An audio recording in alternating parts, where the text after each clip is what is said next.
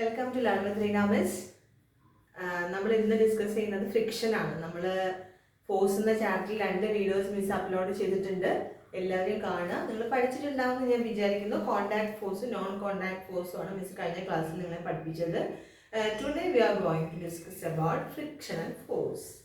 നമ്മൾ പഠിച്ചിട്ടുണ്ട് frictional force is a contact force, right? അന്ന് ഞാൻ പറഞ്ഞിരുന്നു ഞാൻ നിങ്ങൾക്ക് ഡീറ്റെയിൽഡ് ആയിട്ട് എന്താണെന്ന് പറഞ്ഞുതരാന്നുള്ളത്.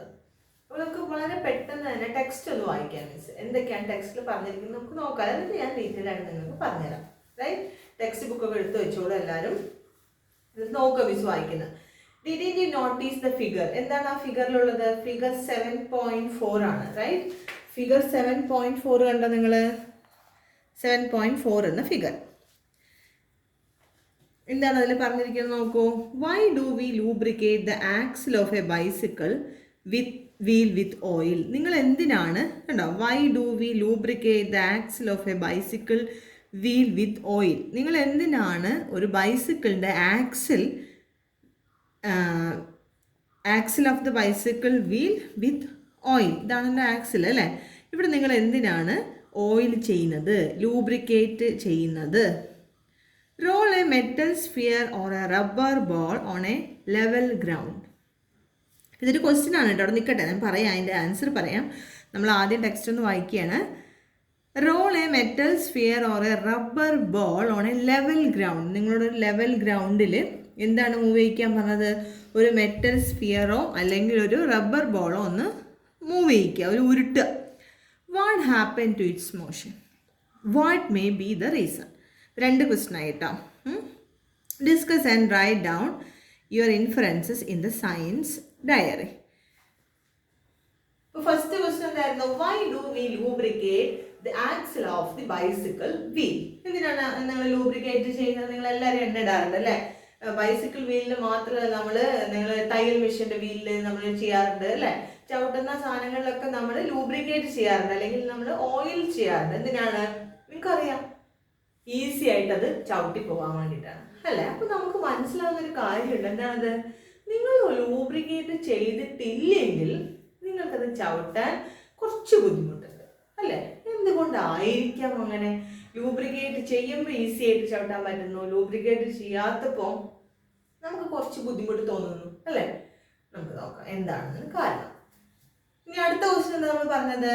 Role a plastic ball or a rubber ball on a level ground. ഒരു ലെവൽ ഗ്രൗണ്ട്, ഒരു ലെവൽ ആയിട്ടുള്ള, ഒരു ലെവൽ മീൻസ് ഒരു ഒരേപോലെയുള്ള നിരപ്പായിട്ടില്ല. നിങ്ങളോടൊന്നൊരു പ്ലാസ്റ്റിക് ബോൾ അല്ലെങ്കിൽ റബ്ബർ ബോൾ ഒന്ന് മൂവ് ചെയ്യിക്കാൻ, ഒന്ന് ഉരുട്ടി കൊടുക്കാൻ. കുറച്ച് കഴിയുമ്പോൾ സംഭവിക്കും, കുറച്ച് കഴിയുമ്പോൾ അത് ഉരുണ്ട് പോയിട്ട് കുറച്ച് കഴിയുമ്പോൾ അത് സ്റ്റോപ്പ് ആവും. എന്തുകൊണ്ടാണ് അത് സ്റ്റോപ്പ് ആവുന്നത് അല്ലേ? നമ്മൾ ചോദിച്ചിരിക്കും what happens to its motion? After some time it comes to rest. അത് ചോദിച്ചിട്ടുണ്ട്. What may be the reason? എന്താണ് ഇതിൻ്റെ റീസൺ? അപ്പോൾ നമുക്ക് ഇതിൻ്റെയൊക്കെ റീസൺ കണ്ടുപിടിക്കണം. ഇതിൻ്റെയൊക്കെ റീസൺ കണ്ടുപിടിക്കണമെങ്കിൽ ആദ്യം first you have to understand what is friction. അപ്പോൾ നമുക്ക് ആദ്യം ഫ്രിക്ഷൻ എന്താണെന്ന് പഠിക്കണം. അപ്പോൾ നമ്മുടെ ടെക്സ്റ്റ് ബുക്കിൽ ഫ്രിക്ഷൻ എന്താ എന്നുള്ളതിനെ കുറിച്ച് ചെറിയൊരു കാര്യം പറഞ്ഞിട്ടുണ്ട്. നമുക്ക് നോക്കാം. നോക്കൂ, നമ്മൾ ടെക്സ്റ്റ് ബുക്കിൽ പറഞ്ഞ കാര്യം ജസ്റ്റ് നമുക്കൊന്ന് റീഡ് ചെയ്യാം, എന്നിട്ട് മിസ് പറഞ്ഞുതരാം എന്താണ്. Take A look at figure 7.5.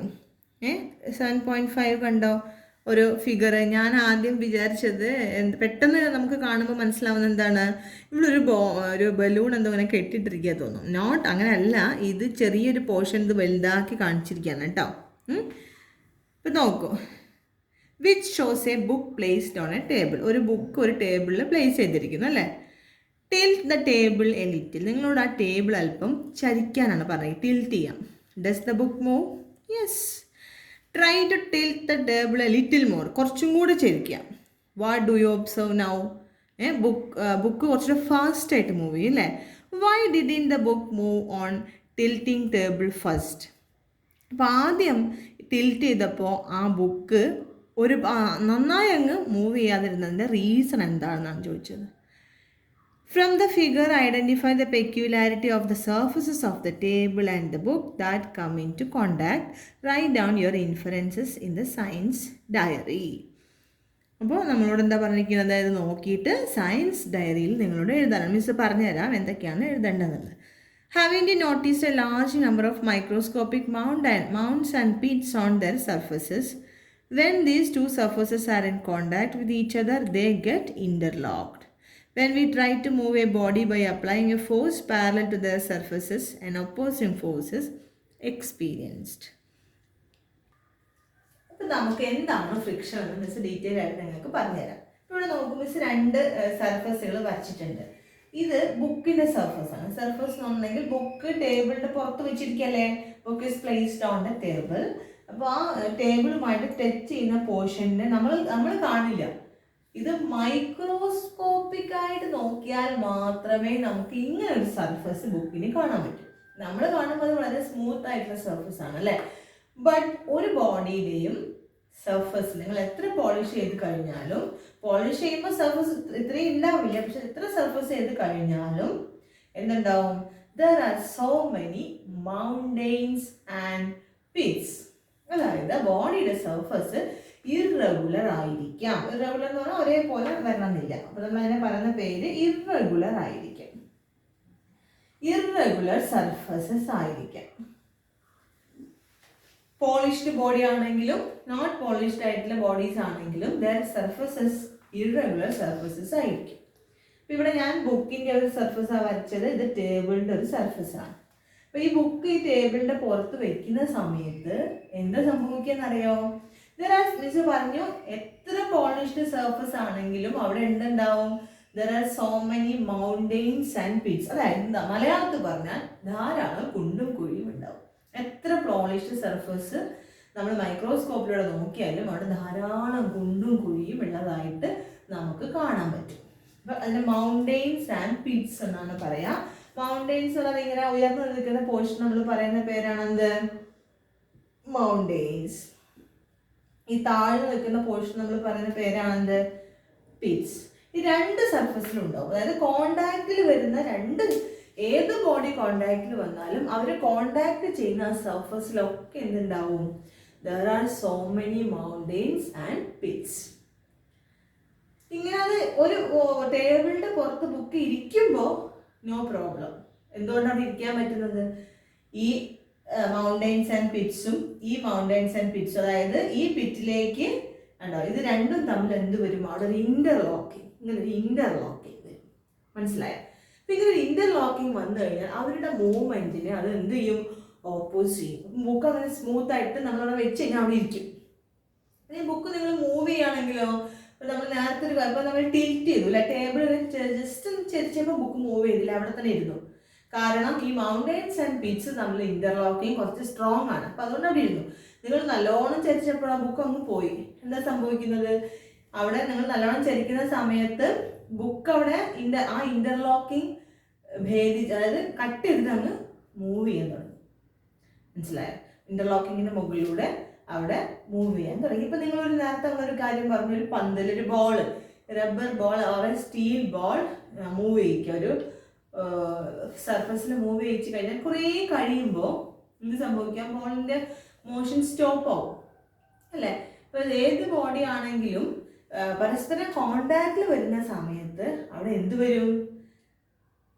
Polished surface ആയിട്ടുള്ള ബോഡി അല്ലെങ്കിൽ ഏത് ബോഡിയുടെ സർഫസുകളാണെങ്കിലും there will be so many mountains and Pitt's.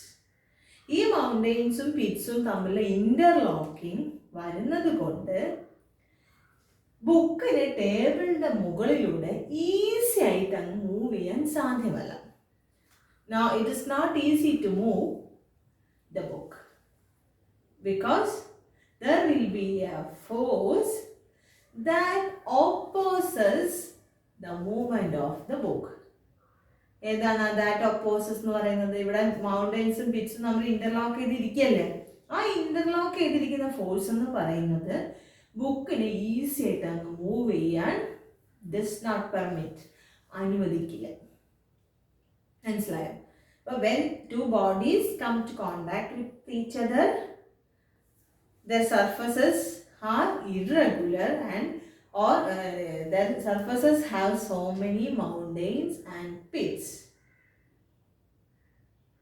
When these mountains and pits get interlocked, there will be a force that opposes the relative motion of the body.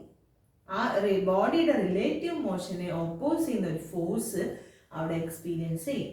ആ force നമ്മൾ പറയുന്ന പേരാണെന്ത്? Friction. വളരെ സിമ്പിളാണ്.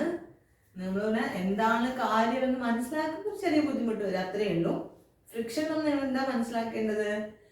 When two bodies come in contact with each other, their surfaces have so many mountains and pits. Mountains and Pitt's എന്ന് പറഞ്ഞിട്ടുണ്ടെങ്കിൽ മൈക്രോസ്കോപ്പിലൂടെ നോക്കിക്കഴിഞ്ഞാൽ മാത്രമാണ്, അല്ലാതെ വലിയ മൗണ്ടെയിൻ വലിയ കുഴിയുണ്ടെന്നല്ല ദാറ്റ് മീൻസ്. അപ്പോൾ മൈക്രോസ്കോപ്പിലൂടെ നോക്കുമ്പോൾ അവരുടെ സർഫസ് എന്തായിരിക്കും? ഇറഗുലർ സർഫസ് ആയിരിക്കും, റെഗുലർ ആയിരിക്കില്ല. That means there will be so many mountains and pits. ഈ ഇറഗുലർ സർഫസിനെ ഫിസിക്സിൽ നമ്മൾ പറയുകയാണ് മൗണ്ടെയിൻസ് ആൻഡ് പിറ്റ്സ്. ഇപ്പോൾ ഈ ടേബിളിൻ്റെ പുറത്തൂടെ ഈ ബുക്ക് മൂവ് ചെയ്യുമ്പോൾ എന്താ സംഭവിക്കുക? ഈ മൗണ്ടെയിൻസും പിറ്റ്സും തമ്മിൽ ഇങ്ങനെ ഇന്റർലോക്ക് ചെയ്താണ് അവിടെ ഇരിക്കുന്നത്. മനസ്സിലായോ? ഇന്റർലോക്ക് ചെയ്തിട്ടാണ് അവിടെ ഇരിക്കുന്നത്. ആ ഫോഴ്സ്, ഇന്റർലോക്ക് ചെയ്തിരിക്കുന്ന ആ ഫോഴ്സ് ഈ ബുക്കിന് ഈസി ആയിട്ട് അങ്ങ് മൂവ് ചെയ്യാൻ അനുവദിക്കില്ല. That force opposes the relative motion of the body. This opposing force is known as friction. ആ ഓപ്പോസിങ് ഫോഴ്സ് നമ്മൾ പറയുന്ന പേരാണെന്ത്? ഫ്രിക്ഷൻ എന്നത്. മനസ്സിലായോ? ഇതാണ് ഫ്രിക്ഷണൽ ഫോഴ്സ്. ഒക്കെ മനസ്സിലായിട്ടുണ്ടാവുമെന്ന് മിസ് വിചാരിക്കുന്നു. ഇത് നമുക്ക് ടെക്സ്റ്റ് ബുക്കിൽ എന്താണ് ഡെഫിനിഷൻ പറഞ്ഞിരിക്കുന്നത്, കൂടുതൽ കാര്യങ്ങൾ എന്താണെന്ന് നോക്കാം. നോക്കൂ, ടെക്സ്റ്റ് ബുക്കിൽ എന്താണ് പറഞ്ഞിരിക്കുന്നത് മിസ് വായിച്ചു തരാം. When a body moves or tends to move on the surface of another body, a force is experienced parallel to the surface which opposes the relative motion between them. This is friction. എന്താണ്? When a body moves or tends to move on the surface of another body, ഒരു body move ചെയ്യുക അല്ലെങ്കിൽ move ചെയ്യാൻ വേണ്ടി ശ്രമിക്കുക, tends to move തുടങ്ങുക. മറ്റൊരു ബോഡിയുടെ മുകളിൽ, ഒരു ബോഡി മറ്റൊരു ബോഡിയുടെ മുകളിൽ moves or tends to move. A force is experienced parallel to the surface. അവിടെ ഒരു ഫോഴ്സ് എക്സ്പീരിയൻസ് ചെയ്യും. എന്താണ് ആ ഫോഴ്സ്? മിസ് നേരത്തെ പറഞ്ഞു, മൗണ്ടെയിൻസും പിറ്റ്സും നമ്മൾ ഇന്റർലോക്ക് ചെയ്തിട്ടാണ് അവിടെ ഇരിക്കുന്നത്. അവർ ഇന്റർലോക്ക് ചെയ്തിരിക്കുന്നതുകൊണ്ട് അവിടെ എന്തുണ്ടാവും? മൂവ് ചെയ്യുമ്പോൾ ഒരു ഫോഴ്സ് എക്സ്പീരിയൻസ് ചെയ്യും. ആ ഫോഴ്സിന്റെ പ്രത്യേകത എന്താണ്? Which opposes the relative motion between them. ആ ഫോഴ്സ് അവരുടെ റിലേറ്റീവ് മോഷനെ, അതായത് മോഷനെ ഓപ്പോസ് ചെയ്യും. ഒന്നുകിൽ അതിന്റെ സ്പീഡ് കുറയ്ക്കും, അല്ലെങ്കിൽ മൂവ് ചെയ്യാൻ അനുവദിക്കില്ല. അങ്ങനത്തെ ഒരു ഫോഴ്സ് അവിടെ ഉണ്ട്. അപ്പൊ നമ്മൾ അവിടെയുള്ള ഫോഴ്സിനേക്കാൾ കൂടുതൽ ഫോഴ്സ് ബുക്കിൽ അപ്ലൈ ചെയ്തെങ്കിൽ മാത്രമേ എന്ത് സംഭവിക്കുള്ളൂ? ബുക്ക് അങ്ങ് മൂവ് ചെയ്യുള്ളൂ അല്ലേ? നിങ്ങളൊരു ചെറിയ ബുക്ക് വെച്ച് കഴിഞ്ഞിട്ടുണ്ടെങ്കിൽ വലിയ കുഴപ്പമുണ്ടാവില്ല. സർഫസ് ഏരിയ കൂടിയ ബുക്ക് അല്ലെങ്കിൽ വലിയ ബുക്ക് വയ്ക്കുമ്പോൾ കുറച്ചധികം ഫോഴ്സ് നമ്മൾ കൊടുക്കണ്ടേ? അതാണ് നമ്മൾ പറഞ്ഞിരിക്കുന്നത്. When a body moves or tends to move on the surface of another body, a force is experienced parallel to the surface which opposes the relative motion between them. This force is called as friction. മനസ്സിലായോ? അപ്പോൾ definition കാണാതെ പഠിക്കുക. ഇതാണ് friction എന്ന് പറയുന്നത്. ഇനി different types of friction ആണ് അവിടെ കൊടുത്തിരിക്കുന്നത്. റോളിംഗ് ഫ്രിക്ഷനും എന്താണ് സ്ലൈഡിംഗ് ഫ്രിക്ഷനും, രണ്ട് ടൈപ്പ് ഫ്രിക്ഷൻ എന്താണെന്നുള്ളതാണ് അവിടെ. അപ്പോൾ ഫ്രിക്ഷൻ എന്താണെന്ന് നിങ്ങളിപ്പോൾ പഠിച്ചു. നിങ്ങൾ ടെക്സ്റ്റ് നന്നായിട്ട് വായിക്കുക. Different types of friction miss അടുത്ത വീഡിയോയിലില്ല, കാരണം അതും കൂടെ പറയുമ്പോൾ ഈ വീഡിയോ വലുതാവും. മനസ്സിലായോ? അപ്പോൾ അതിന് തൊട്ട ബാക്കിൽ തന്നെ മിസ് അടുത്ത വീഡിയോ ഇടാം. ബൈ.